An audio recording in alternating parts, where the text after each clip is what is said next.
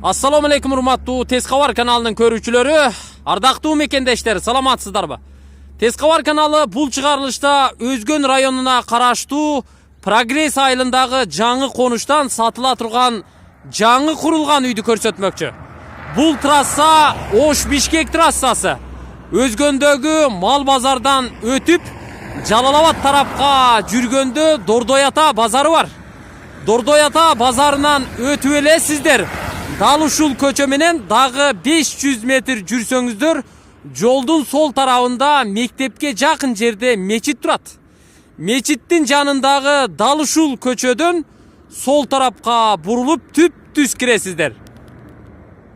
Мынакей, биз сатыла турган үйгө жакындап келип калдык. Азыркы биз көрсөткөн асфальт көчө менен түп-түз көчөнүн аягына чейин 500 метр жүрүп, оңго бурулуп турабыз. Оңго бурулуп эле оң тараптагы үйлөрдү эсептеп барсаңыздар, 5-чи катарда турган үйдү сиздерге көрсөтөбүз. Дал ушул үй. Бул оң тараптагы 5-чи катарда турган үй. Негизи бул үйдүн ээси учурда Россияда иштеп, Россияда эмгектенип, ошол жакта жашап жүрөт. Анын иниси мени менен кошо келди, буюрса ушул үйдү азыр толук көрсөтүп бергенге аракет кылабыз. Бул үй жайгашкан көчө дагы батышты көздөй уланат экен. Бул жактагы кошуналар үйлөрүн салып, куруп, кээ бирлери жашап жаткан учуру көчөгө шагал төшөлгөн, свет келген көчө экен. Андыктан бул үйдү көрсөтүүнү баштадык. Ассаламу алейкум. Алейкум. Иштериңиз жакшыбы? Жакшы. Акаңыз үйдү көрсөт деди. Көрсөт деди. Сатууга койду. Коюшту. Түзүк. Анда баштадык. Крышасы оцинковка тыныке менен жабылыптыр. Өзгөчө жабылыптыр. Сырты шыбалган, ичи шыбала элек. Фундамент болсо жерден 1,5 метр бийик куюлуптур. Биз менен чогуу болуңуздар. Жери канча сотык? 8 сотык. 8 сотык. Нар жагында жери кеңири турбайбы, Ооба. Мына ушул забор түз бери келет да көчөгө чейин, биз турган жерге чейин. Тура. Алдындагы үйдүн аркасында дагы 2 метр жер калтырылыптыр. Биз азыр бул үйдү толук көрсөткөнгө аракет кылабыз, андыктан биз менен чогуу болуңуздар, алыстабай туруңуздар. Өзгөндөгү мал базарга жакын жерден, централдык трассага жакын жерден, Прогресс жаңы конушунан сиздер үй издеп жаткан болсоңуздар, ушул үйдү сиздерге сунуштайбыз. Жер аянтынын 3 тарабы толук тосулуптур, пескоблок менен. Фундаменти дагы 1,5 метр бийик болуптур. Бул жер аянтына сиздер балким кошумча курулуштарды кылсаңыздар болот. Сарай, бактарак, времянка жана башка курулуштарды уюштурушуңуздар толук мүмкүн. Үйдүн узунтуурасы канча чыгат? 11ге 12. 11ге 12. Көчө тарабы канча? 11би же 12би? 11. 11. Көчө тарабы 11. Ал эми түндүктөн түштүктү көздөй эсептей турган болсоңуздар, анда 12 метр чыгат экен. Крышанын жан тараптары дагы тыныке менен тосулуптур. Азыр биз баарын көрсөтөбүз. Үйдүн алдыңкы астанасы дал ушул жер. Мына бул жерге труба стойкасы коюлуптур.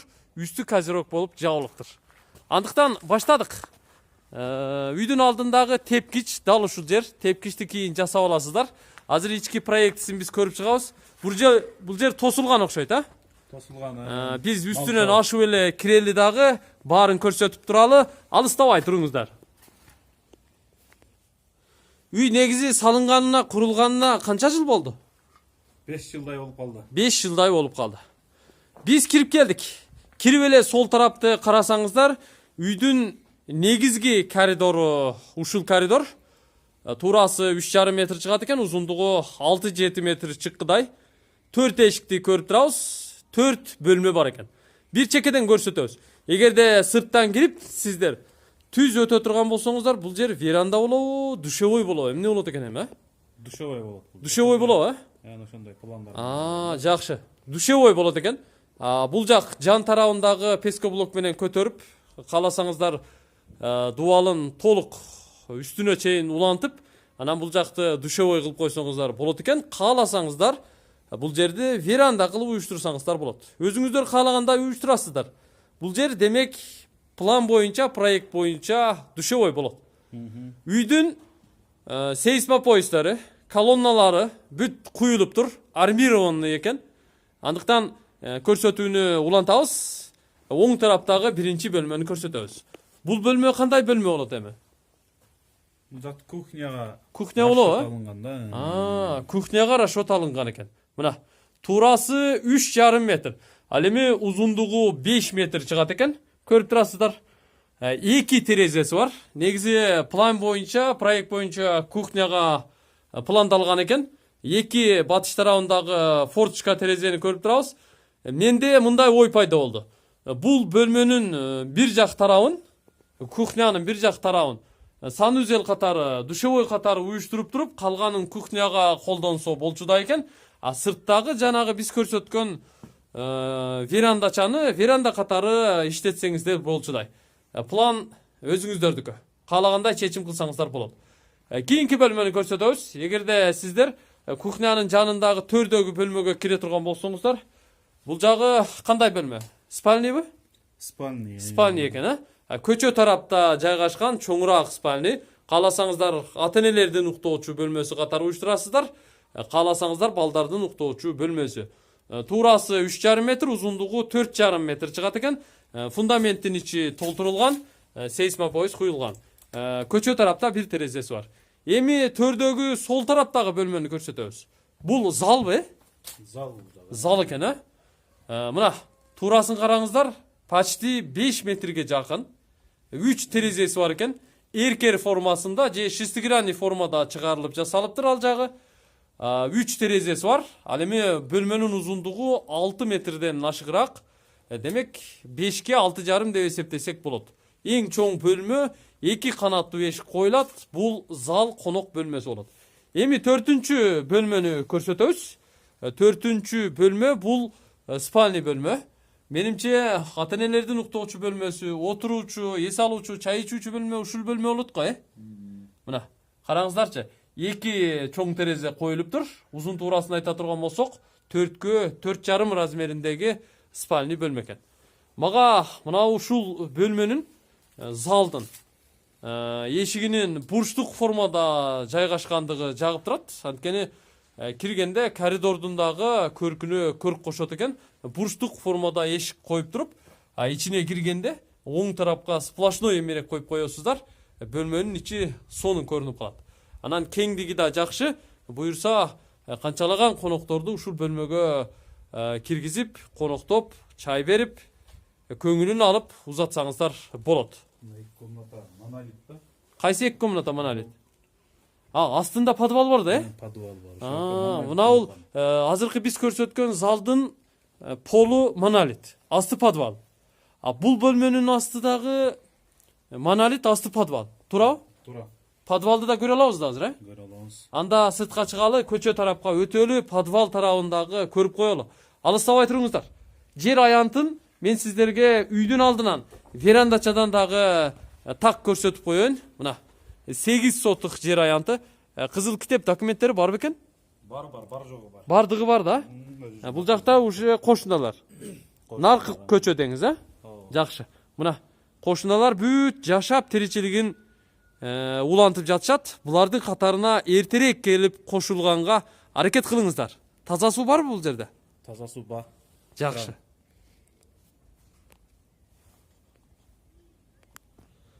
Негизи үйдүн подвалына көчө тараптан кирүүгө мүмкүн экен. Атайын кичинекей эшикке орунду коюлуптур. Азыркы биз көрсөткөн 2 бөлмөнүн асты сплошной подвал экен. Мына караңыздарчы. Көчө тарапка атайын эшик коюлган. Бул жакка канчалаган тоннолаган картошкаларды, мөмө жемиштерди алып келип сактасаңыздар болчудай. Үстүн караңыздар. Кырыш потолок жакшынакай бышык монолит экен. Фундаменттагы эч бир жери жарылган эмес. Бышык бойдан жакшынакай болуп турат. Үйдүн сырты шыбалган. Андыктан бул үй жаккан болсо, эртерээк аракет кылып сүйлөшкөнгө аракет кылыңыздар. Азыр биз үйдүн баасын сурап беребиз. Канча дейт акаңыз үйдү? 2 миллион деп атат. 2 миллион сом. Кеми болобу экен? Болот. Сүйлөшөт бекен, Сүйлөшөт да, ошо. 2 миллион сом бул үйдүн баасы. Эгерде ушул үй жаккан болсо, сиздер сүйлөшүп көрүңүздөр. 2 миллион сом. кеми бар экен. Сүйлөшүп көрөсүздөр. Мен 3 номерди жарыялайм. Бул жерде таза суу бар экен, свет бар экен. Анда сырткары мектеп барбы? Мектеп бар. Мектеп бар. 2 көчө. 2 көчө жакын. Бала бакчачы? Бала бакча дагы бар. Ал дагы ошондо. Бала бакчада жакын деп атат. Мечитчи? Мечит дагы бар. Мечит да жакын деп атат. Дордой ата Дүң базары да жакын. Мал базары дагы, чөп базары дагы жакын, централдык трасса да жакын. Анан шаардын центрине да жакын. 2 миллион сом кеми бар экен. Телефонун жарыялайм. 3 номер бар. 0776 80 05 03. Бул үйдү бизге көрсөткөн инисинин номери. Ал эми 0778 26 98 97. Бул экинчи номер. Үчүнчү номерде, российский номерде үйдүн ээси өзү болот. Ага дагы түз чалып байланышсаңыздар болот. Плюс 7 965 580 21 19. Дал ушул номерге чаласыздар, байланышасыздар. Сиздер бул чыгарылышта Тез кабардын ушул сериясында өзгөндөгү Прогресс айылындагы жаңы конушунан сатыла турган дагы бир жаңы курулган үйдү көрдүңүздөр. Эгерде жакса сүйлөшүп көрө бересиздер. Тез кабар каналын ким издеген болсо 0558 86 00 11 номерлерине чалсаңыздар болот. Ушул конуштун тургуну болуп калыңыздар ылайым. Көрүшкөнчө.